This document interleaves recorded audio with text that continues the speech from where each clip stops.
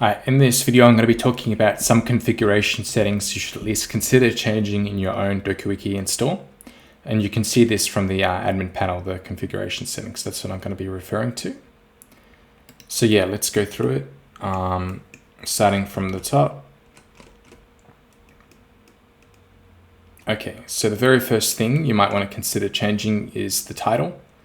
That's basically what shows in the top left-hand corner. And the tagline, it basically shows below that as like a subtitle. So if you want to change the name of your wiki or give it a subtitle, you're looking at tagline and title. If you speak a foreign language and you're more comfortable with that language, you might want to change the interface from English to another language. If you use a template other than the default DokuWiki one, so I personally use Bootstrap 3 as the my default one, you can change that there. One key point though is you can actually, which I'll show you, you can have one template for desktop and another for mobile. So I actually just used Bootstrap 3 for desktop as the default, and then I have using the DokuWiki template for mobile. And you can use that, set that in these configuration settings as well with a plugin. I have the license set to none because I don't give anyone the license to freely distribute, copy, share, remix what I've written on the wiki. So I don't specify from those options any of them. These are just security things. I just set this 0700, 0600. Won't adversely affect you in any way to set it that. So yeah, it's just a bit more secure than the default, I believe. These two settings here, they're used for a number of things, but I think the important thing that they're used for is the if you edit a page, it will store the recent changes to that page, and this will show the number of changes to show basically and keep. So by default, it shows 20 entries and it keeps them for 7 days. So just to be safe, you could set this higher. As an example, I say 14 days and 50 entries, but it really depends on your use case.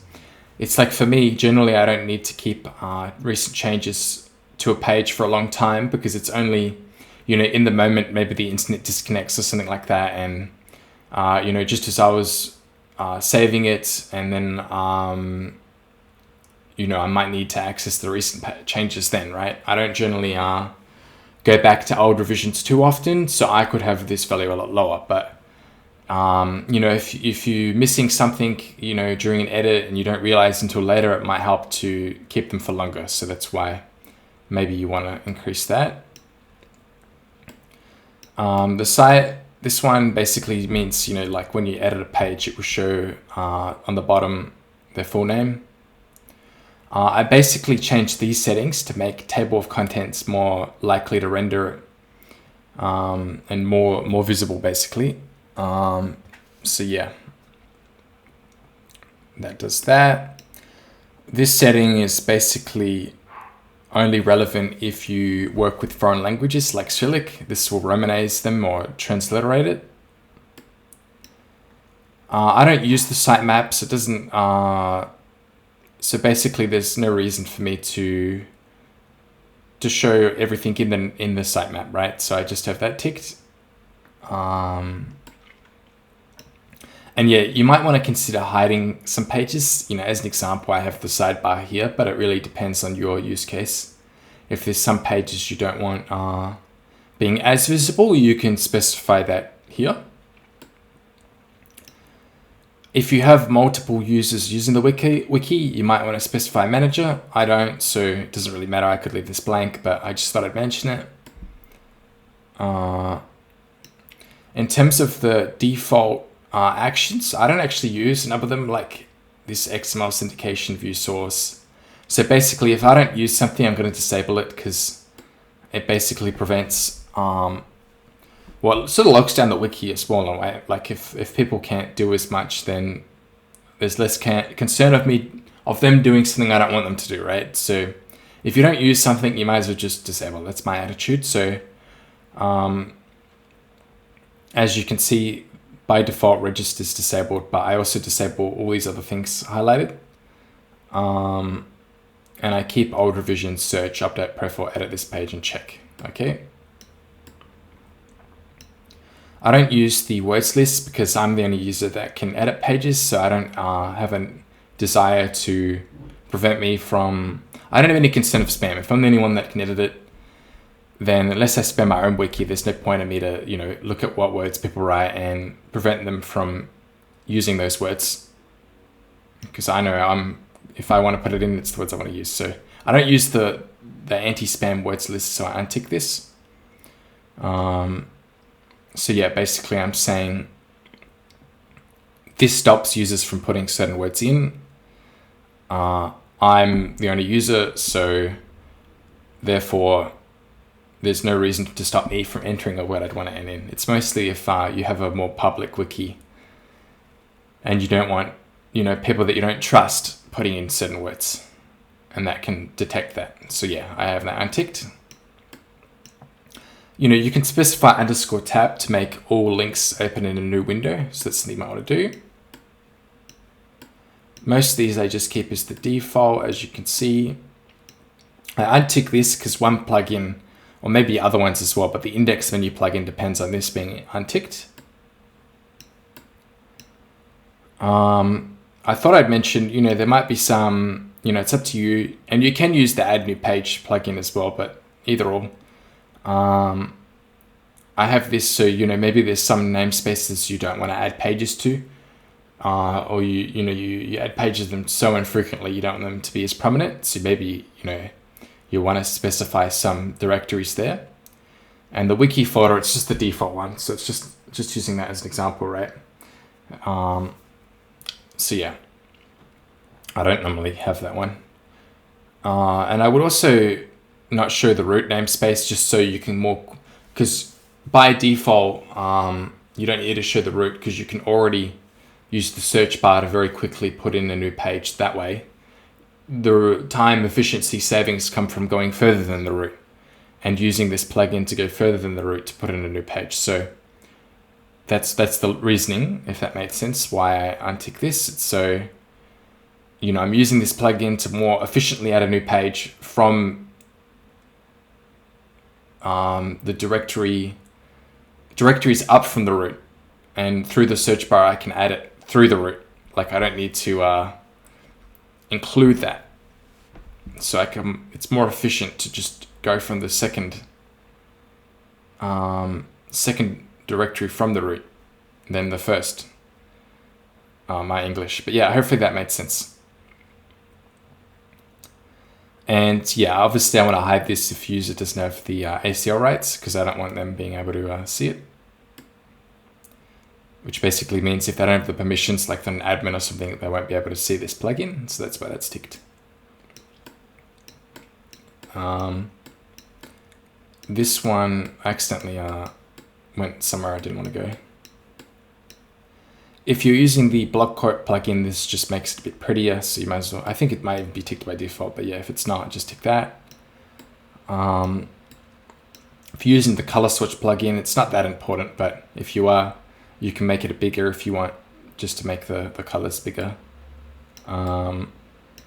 Yeah, so for deny actions, basically, like I was saying earlier, if this will prevent users that aren't logged in from doing all sorts of things.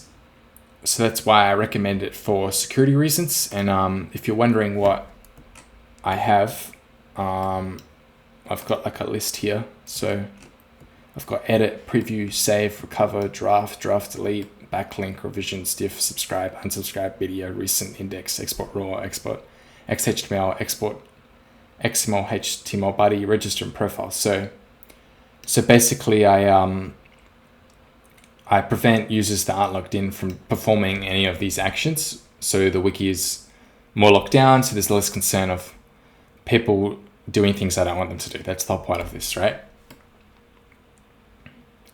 And for the languages, this is if you're a programmer and you want to render, you use a variety, whatever programming language you use. Just as an example, if you use these, I mean, some of these aren't programming, but whatever languages you use from a programming perspective, I'll say, you can specify here with a colon in between them, and there'll be an official list, a languages list that you can click in the docs if you're not sure about the spelling.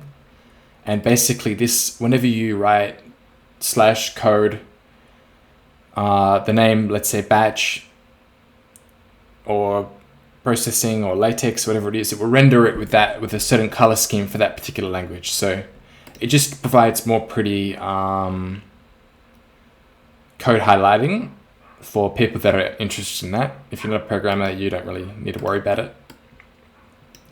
Now, I don't actually have the discussion plugin installed by default, but if you did, right, then I probably wouldn't recommend letting unregistered users comment, only because you can't really control what they'll say. Maybe I would only use it if you're working with, you know, some other people that you knew and you wanted to, you know, all comment on the same page and to respond to each other's comments, but they'd have to be logged in. That's just my belief, or the approach I would take. But, you know, it's up to you. And since I would only use it for people that are logged in and are more trusted, I would let them put in URLs. So hopefully the logic there is clear. For the PDF, by default, it includes a QR code to take you back to the wiki page. But generally, if I'm creating a PDF, I don't want people to see the wiki page, right? I just want them to see the PDF. So I wouldn't want to redirect them back to the wiki page. If I wanted to show them the wiki page, I would just send them that, right? Like a link to it. Maybe you have a different, you know, use case to me, but if you don't, you know, you can turn off the QR code by putting 0 there. Now the gallery, I mean, if you're using your wiki to show pictures, you might not. You know, maybe you want to consider changing the height, the width, how many images are shown per row, and the light, you know, whatever, you know, some of these things here. Just based on what you think looks better, essentially. Now this one's the probably most important, or maybe not the most, but you know, like it's quite important. I really recommend adding colon at page at colon to this one. If you're using the image paste plugin, because basically what this is doing is it's saying, when I copy and paste a media file in, it's going to look at the page name and the namespace that it's in, and it's going to create a folder for that, whatever images I copy and paste for that page, in a folder with the name of the page, right?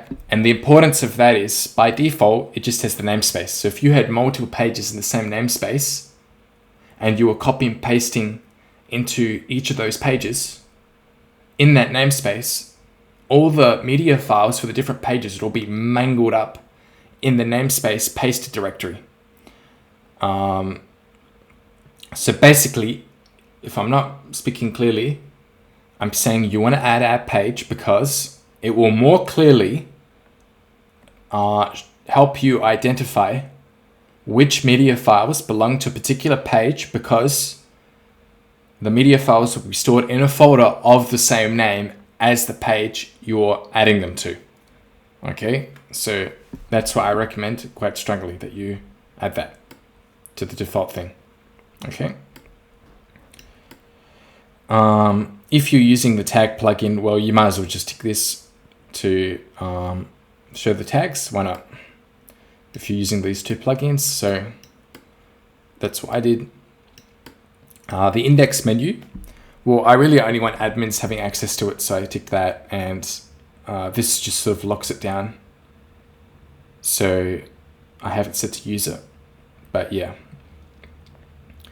So it says the user one always hides correctly denied pages, so it's more reliable. That's why I picked that one.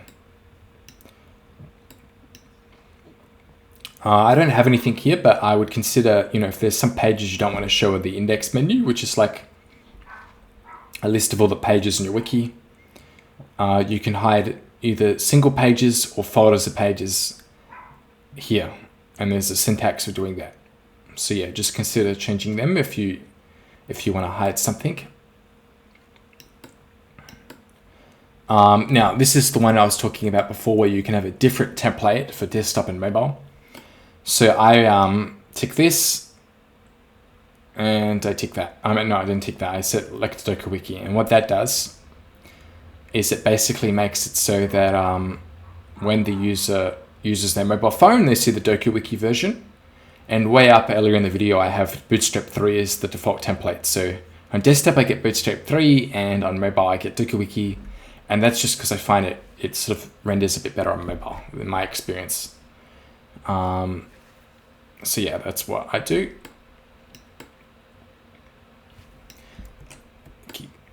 Now the MathJax plugin, if you're using math in your wiki, basically all I did was specify math tags, just because it's not going to get mixed up with anything else. So I have, lowercase math for inline math and uppercase math for blocks of math, so like multi-line math. So yeah, by default, it uses something different, but this will never get confused with anything else, at least for my use case. So that's why I use math tags, okay?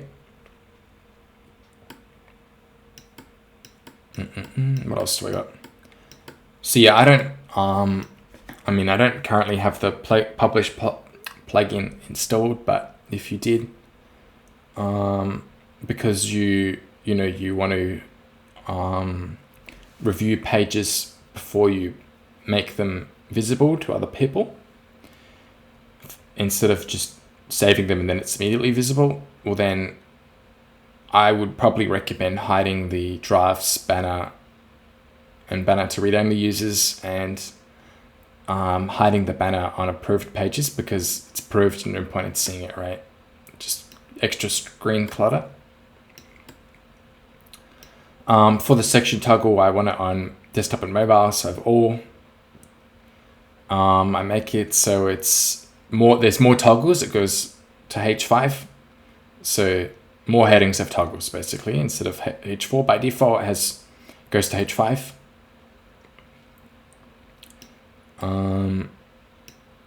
And in my experience, the first thing a user does when they visit a page is want to see what is stored under each toggle.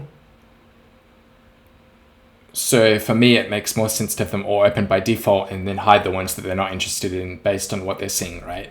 So I have them all open on default. And I also show it in the action menu. So yeah, this is more nonsense to do with locking down the wiki, preventing people from using actions or making actions less visible. And it would be for, let me think. Yeah, so basically I lock down these, and I lock down all of these. And for the page tools, it's because I don't use these actions. Like I never view the source. I do view old revisions though. So this must be just for read-only users. Yeah.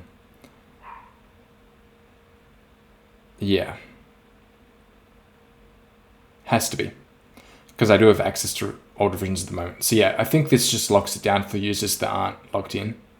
So yeah, that's why I have all these ticked. And what else have I done? So yeah, I've also disabled this, got rid of that, and got rid of that. Yeah, so yeah, basically, yeah, continuing the trend. If you're a user that isn't logged in, I want you having access to as little as possible. So that's why I have these settings, basically. Could have maybe explained a bit better, but that's what it's for, okay? For locking it down, preventing people from doing things.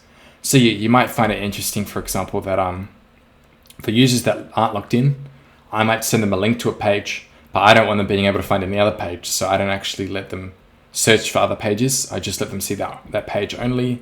And pretty much I only want them to view the page, not do anything else. So that's why my wiki is quite restrictive. They can just sort of view the page, nothing else, and that's it, you know. Might as well just add a toggle to hide and show the sidebar. That just gives you, you know, if you don't need the sidebar, it can give you more screen space to view the page. I mean, you will need it, but I'm saying, you know, maybe you want to just toggle it away temporarily to give yourself more of a window to look at. I make it so that you have to have two-factor authentication, and I personally have it set up with codes from the phone. And yeah, for the Bootstrap 3 template, I would consider, you know, increasing the sidebar size so that if you, this is mostly relevant if you have like lots of namespaces of pages, they won't get cropped off. So yeah, I made it like the sidebar a bit bigger, but then the page size is a bit smaller, right? So it's a bit of a trade-off there, but if you have a lot of directories and pages in them, you might want to increase that size of that. Then for this one, I've set that to when logged in. So I'm sort of hiding things again from users that aren't logged in.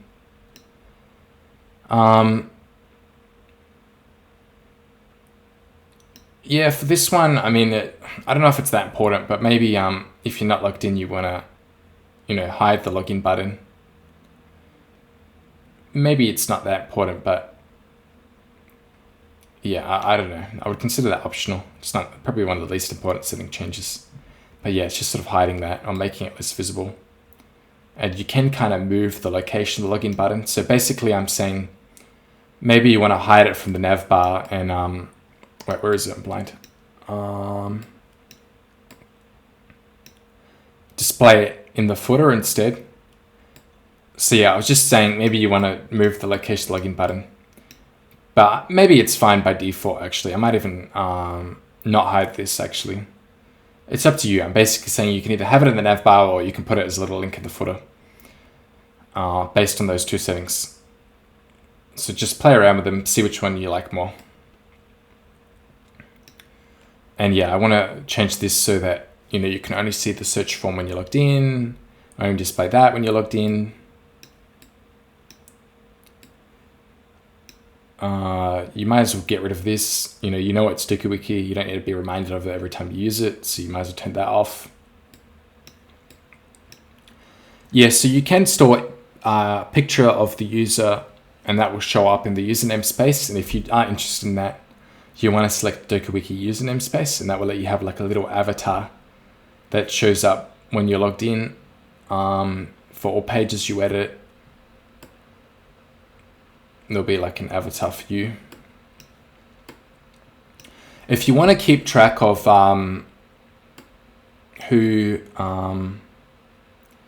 what pages are being visited, you can enable Google Analytics, set a tag based on your install of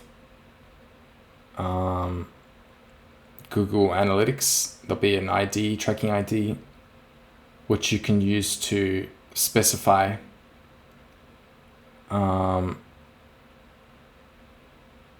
sort of what you're tracking. I don't know if my English.